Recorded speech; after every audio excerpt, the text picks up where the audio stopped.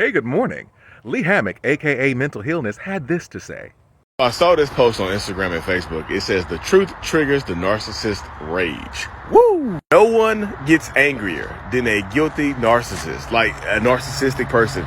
No one gets madder than a narcissistic person that is actually guilty of whatever it is that you're accusing them of. If you tell the truth about a narcissistic person to that narcissist, you can trigger an episode of narcissistic rage where that person is yelling at you, screaming at you, might try to put their hands on you, might try to harm you, saying the most derogatory things to you. Because it's crazy, because the truth, if it's bad, makes that narcissistic person feel like a bad person. And narcissists, oh my God, y'all. It's gonna sound crazy, but like we hate feeling like we are bad people. And of course, it made me think about the violence and narcissism of whiteness. You see, when whiteness isn't centered, it makes itself the focus of everything around it. And not only that, but whiteness makes itself the victim of its own crimes. And it tells itself the story over and over again until not only whiteness believes it, but other people believe it about whiteness. To be white is to be a striver, a crusader, an explorer, and a conqueror. We build, we produce, we go upward. And we recognize the central lie of American race relations. We don't exploit other groups. We don't gain anything from their presence. They need us and not the other way around. And what I find most interesting about the narcissism of whiteness is that whiteness doesn't care what it has done historically to non-white people around the world. They don't really care about that.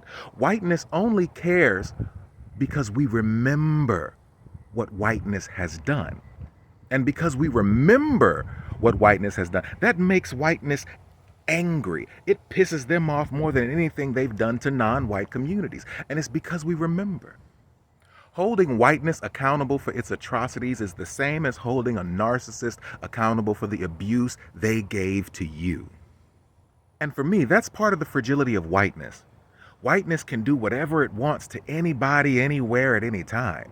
But when you hold whiteness accountable for its actions, it gets violent, it breaks down, everything it holds dear crumbles because you've pulled away the lie that says whiteness can do whatever it wants and not have any repercussions. That's why we have people like Donald Trump who are saying, oh, this is a witch hunt. They're doing this against me, this, that. He's made himself the victim of his own crimes. The man who's the physical embodiment of whiteness has made himself the victim of his own crimes. And when people hold him accountable for his actions, he responds violently and he crumbles.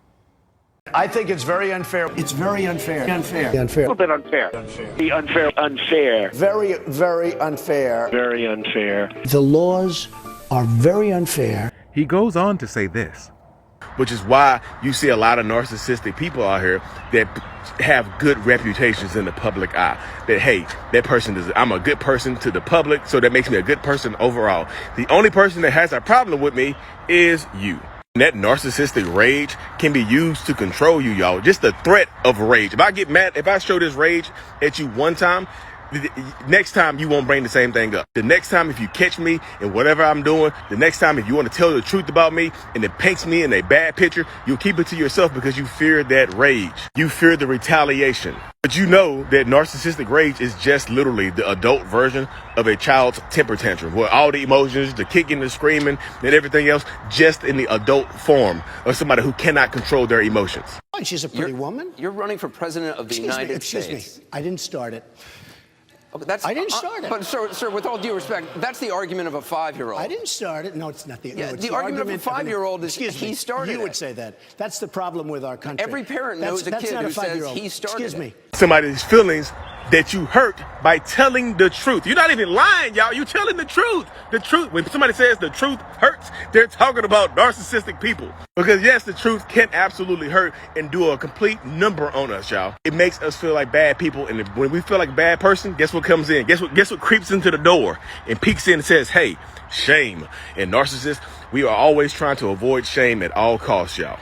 And that shame is why so many Republican-led states have passed legislation banning the accurate teaching of history in America.